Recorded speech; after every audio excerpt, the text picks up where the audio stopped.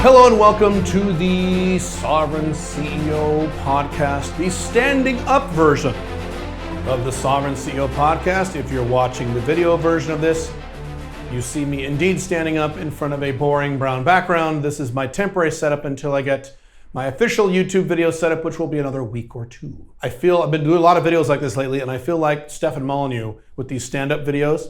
Can I even say his name on social media? Probably not. God. Good job protecting those free speech. That free speech, Americans. Good job. That's great. Americans, no other group of people has fucked up something so good so badly. Anyway, today we're going to talk about the collapse of the markets. Oh my God, the markets. Oh my God. Bitcoin's getting destroyed and crypto's getting destroyed and stocks are getting destroyed. Everything's getting destroyed. Oh my, Caleb was right. The West is now collapsing as if everything was perfectly fine 3 months ago. That's my favorite thing about this is things start going bad and then everyone says, oh, now Caleb's right. See, it's like left-wingers who think everything was perfect before Trump was elected in 2017. Everything was fine prior to 2017. Are you insane? Or Trump supporters, everything was great until January 6th of last year when we found out Trump wasn't going to be president. Now it sucks. Everything was fine prior to January of 2021. Are you insane? So same thing here. Oh my God, Caleb's right. Now, I didn't think Caleb was right, but now he's right. No, I've been right all along. I'm sorry. You don't look at what happens today and make decisions in terms of macroeconomics and long-term trends. This is a long-term thing that's been going on a very, very, very long time. The collapse of the West began about 25 years ago. I'm sorry, it did. So anyway, what do we do when markets collapse? When things like Bitcoin and stocks and bonds and all this other bullshit, and everyone freaks out and goes insane and says, oh my God, and everyone sells, which is the dumbest thing on earth to do. What do we do? Now, let me give you several examples from my life over the past several years. Let's just pick one investment. Let's pick, I can choose gold, I can choose real estate. Let's choose Bitcoin, okay? And if you've been following my content a long time, you kind of know where I'm going with this because you know what I've done with Bitcoin over the past several years. So back in, I think the year is 2017, this is going off my memory, so if you're gonna be a nitpicker and say, no, Caleb, actually that was 2018. I might get the year wrong and a certain amounts wrong. This is close. So back in 2017, I made a mountain of money in Bitcoin because Bitcoin went up to almost $20,000 later in that year. I believe it was November, December of that year. On top of that, we had the Bitcoin cash fork, which means whatever Bitcoin you had was suddenly doubled around September of that year. So you made a mountain of money, then you made a double mountain of money. So I did very, very well in Bitcoin when it went from whatever it went from to about $19,000, $18,000. Most of Bitcoin I owned back then, I purchased in at around $2,200. And so I purchased at $2,200 and I sold at about 15 or 16. I didn't sell at the peak, but I sold high. Because when things are going crazy, you sell. That's when you sell. That's not when you buy. That's when you sell. You sell when things are good. When everybody falls in love with something, you fucking sell it. I've written articles about this at my blogs. You can check those out at calebjones.com/blog on buy low, sell high. Everyone says it, but no one does it because it's the opposite of your emotions. Your emotions are going to tell you to buy high and sell low. That's what your emotions will tell you. But when you control your emotions and you engage in something called emotional control, something I've written about in detail in my books, you don't have that problem. That's why I win at games like blackjack. Not lately, but for many years I made a profit playing blackjack because I was able to control my emotions. When my pot was up, I cashed in my chips and I left the casino. What most people do when their pot is up, they keep playing and playing and playing and then they lose it all. Dumb. Now, that is not the last time that happened in Bitcoin. What happened after 2017, I think, when Bitcoin went up to 18, 19,000? What happened? A bunch of people bought it and said, oh my God, I better buy this thing called Bitcoin because everyone's buying it now. A whole bunch of people bought, and then what happened? I did a whole YouTube video on this, several of them. It crashed. It crashed down to like $6,000. And everyone said, fuck Bitcoin. Bitcoin sucks. All the people at Bitcoin were wrong. Bitcoin's terrible. And everybody sold. No. You know what I did? I waited a while and then I bought. I bought it about, I think, I don't remember the numbers now. I think 6,000-ish. I bought a bunch again. I bought a bunch of Bitcoin. And then what happened last year? Bitcoin went to almost 60,000.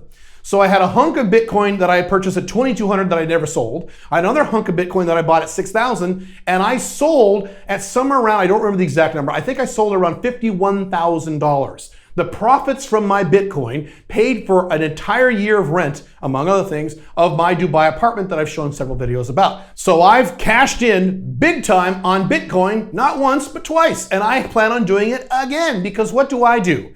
When things are down, I buy. When things are up, I get the fuck out and I sell. Now, I don't sell everything. I kept some Bitcoin, but I sell a lot because I want to take my winnings and run. When I sell like that, even the amount of money that I keep in that investment, even if that investment goes to zero, I've still made a profit. So I sell when things are good and I buy when things are bad. So I just did a video a few weeks ago on what? I bought more Bitcoin. I cashed in some gold and bought Bitcoin. And a few of you in the comments in my email said, Caleb, don't you feel stupid now? Don't you feel dumb? Because Bitcoin's dropped even more. That was not the move right now. I don't care about right now. Matter of fact, Bitcoin, as I'm recording this video podcast right now, is around 20,000. If it keeps dropping, I'm going to buy more. I'm going to gleefully buy more. I'm going to buy a lot more. Matter of fact, I'm going to buy a lot more. If Bitcoin goes down to 15K, holy shit, I'm going to buy a mountain of that shit. And then I'm going to sit and wait. I'm going to control my emotions, take some deep breaths, calm down, focus on my business, because that's what your focus needs to be. Your focus needs to be in your business, not your investments. I've said that many times. Buy my Bitcoin and focus on my business. And later, when Bitcoin goes back up again, because it will, barring some very unusual 2% rule thing, and it will, barring some unusual scenario no one can predict, Bitcoin will go way back up. Yes, I could be wrong. Bitcoin is a speculation. I'm not 100% right all the time. I could be wrong on this, but my odds are pretty good that Bitcoin will go back up, and I will make a mountain of money on Bitcoin a third time. While everyone right now, I'm seeing the same articles again. Bitcoin sucks.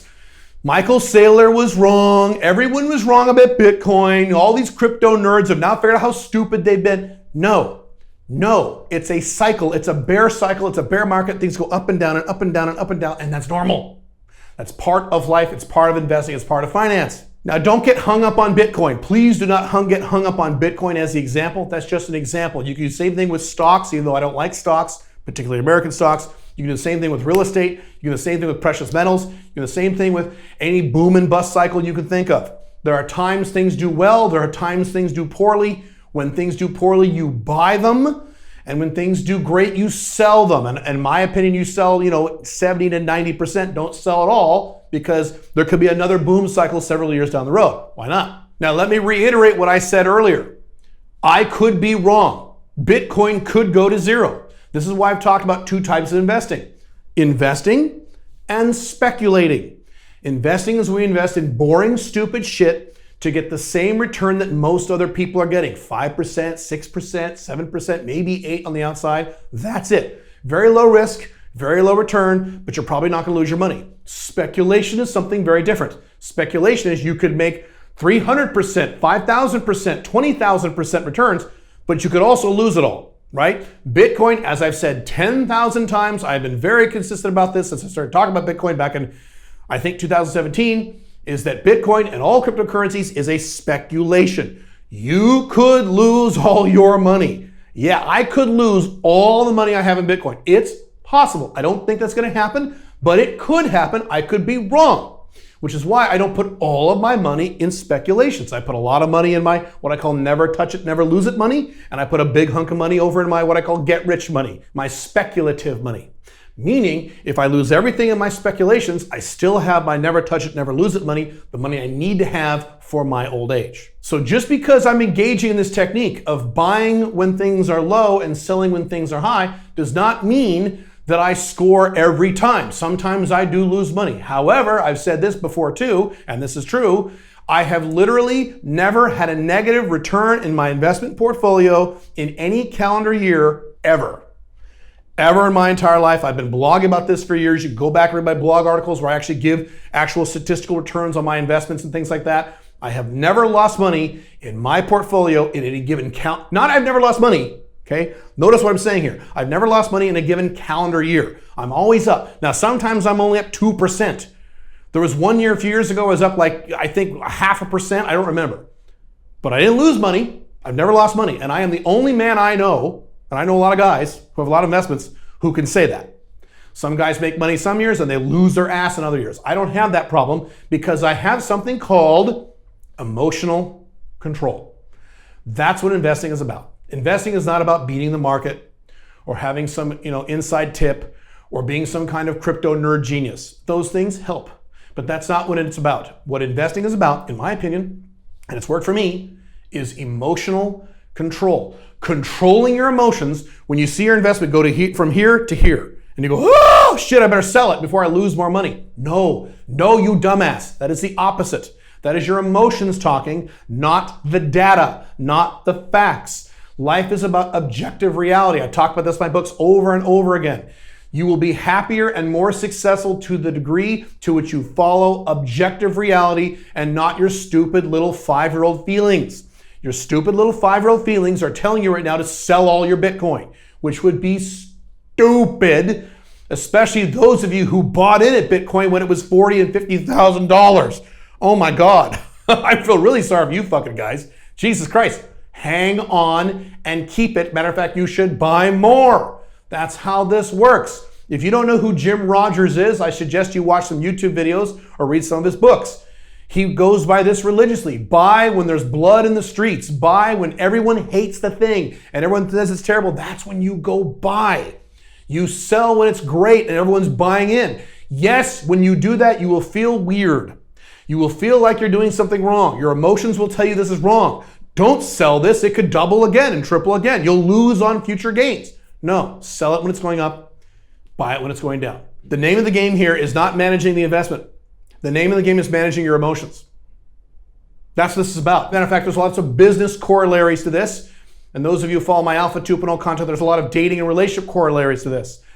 Follow the systems that work. Follow the data. Do not follow your feelings. Your feelings are wrong. I'm sorry they are.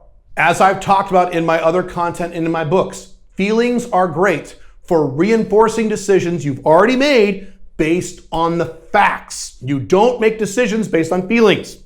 You make decisions based on facts and objective reality. You make the decisions there. Then when you make those decisions, you use feelings to bolster that decision and to put fire behind that decision so you can move forward into that decision. What most human beings do is the exact opposite. They make their decisions based on their feelings, and they elect people like Joe Biden and Donald Trump, and they buy Bitcoin when it's $60,000 because it feels good. And then when someone challenges them on these emotional, stupid decisions, they go on the internet and they look for facts to try to validate the decision they made on an emotional level. Don't do that. It's hard to do sometimes. I understand. But that's how this works. And you'll be very successful in life. You'll make a lot of money. You'll do very well in your investments. I've done pretty well by following objective reality and what works based on facts and the data and not my feelings. If I had followed my feelings, I would have lost money on Bitcoin. I would have made a single penny. I would have lost thousands of dollars on Bitcoin, probably more than once. If I made decisions based on my feelings, today I would make about $27,000 a year and I would write fantasy novels all day. That's what I would do if I based my whole life on my feelings, and I would be much, much, much, much less happier and less fulfilled and less excited than I am today. When you make decisions based on rationality, it creates happiness. Rationality is sourced by happiness. That's how this works. You think the opposite. You think happiness comes from getting emotional and excited about shit. Yes, once you've already made decisions based on what's going to happen in the real world. Just like in terms of time management, you don't manage time, you manage self. Same thing with your investments, same thing with Bitcoin and stocks or whatever else you're involved in. You don't manage your investments, you manage yourself. And specifically, you manage your own emotions, your own feelings, your own fears. And by the way, your own societal programming. Because when you go to sell your Bitcoin when it's taking off, everyone's going to call you a moron. People called me a moron. They all lost money and I made tons of money. And right now, when I'm buying more Bitcoin, people are calling me a moron. And guess how much money they're going to make on Bitcoin or their investments versus how much money I'm going to make on my investments over the next 1, 2, 3, 4, 5 years. Who do you think is going to make more money? Okay, I will. I could be wrong. No one can be 100% right about the future, but the odds are overwhelming. I'm going to do really well. And these people saying, you're dumb for buying Bitcoin, are going to lose money or at least not make any because they're too scared about making a mistake, because they're following their feelings and what they're hearing on the internet and not the objective data and the objective facts. And once again, please don't get hung up on Bitcoin. If you don't like Bitcoin, you think Bitcoin's stupid, fine. This applies to real estate, stocks, international investing, precious metals, commodities, anything you can think of. This also applies to business, where to start a business, what to sell, what niche to choose. All these things are reliant upon you making proper decisions based on the real world and not your fucking feelings. If I used my feelings in my business, I would still be a computer consultant making about $60,000 or $70,000 a year, and I'd be fucking miserable right now if I based my business decisions based on my feelings and not objective reality in terms of what I know will work based on the data to get me what I want. Now, here's a counter argument to buying low. Well, Caleb, if the economy is really bad, maybe you should just hunker down and not buy anything. That's fine, provided you have lots of liquid cash that is hedged by gold. Let me talk about that really quick before I wrap this up. Cash is good. You need cash, a degree of cash. You need an emergency savings account. I've talked about this many times. You need 6 to 12 months of emergency savings in the bank, and you need to have all your debts paid off. So yes, you need that. However, we live in a state of inflation, so you don't want a big mountain of cash and nothing else. All the cash that you have on hand, you must have an equivalent amount between 30 and 50%, in my opinion, and I'm no expert, but this is what I do. 30 to 50% of your cash should be in the form of gold coins. That way, if there is an inflation problem, your gold will go up while your cash goes down and you won't actually lose any purchasing power. So if you want to do that instead of buying into speculative investments that may or may not go up, that is perfectly fine. That's a valid excuse. That's a valid tactic. What I'm saying is that you don't go crazy and do the wrong thing because your emotions are scared. Make sense? If you don't want to buy Bitcoin or stocks, I don't own a single American stock. As far as I know, I might be forgetting about one or two, but I'm pretty sure I don't own any American stocks. I haven't for a long time. But regardless of the investment you're talking about, if you don't want to own those things, then that's fine, don't. As long as, again, you're following objective reality. You don't want to have a big mountain of US dollars either. That would make me very nervous. If I had a big mountain, if all my investments was just 100% cash in US dollars, I had no precious metals, no gold, no crypto, no... Boy, would I be nervous. I would hate that because you don't want to have a mountain of cash when you're dealing with 10% inflation, which is going to get worse. Welcome to Western collapse. Now, one last thing. When this little negative time is over, when this current bear market, this current recession is over, we get back to normalcy, what you're going to want to do is go right back to business as usual. Go right back to, oh, everything's okay now. No. The Western world, United States, Canada, Western Europe, Australia, etc., is in a state of collapse. It's going to get worse and worse and worse and worse every year. We have entered into a dark age, which is going to last several decades, and it's going to get worse and worse and worse, even though 6 months from now or a year from now, the economy will not be quite as bad. Don't rest on your laurels and think everything is okay. This is a pattern I've seen in the past 15, 20 years. When things are good, everyone thinks it's great, even though the country is collapsing. When things are bad, then they think things are collapsing. When things are okay again, then they think it's not collapsing anymore. It's still collapsing. It will keep collapsing every year, likely for the rest of your life, depending on how old you are. Don't get complacent. Right now, it's easy to agree with people like me. It's easy to agree with Caleb when Caleb says the West is collapsing, when you have inflation is 10% and you have shortages and people are pissed off and can't find work. It's easy to agree with me now. The question is, how will you feel about this a year or two or three when these temporary problems are not as bad?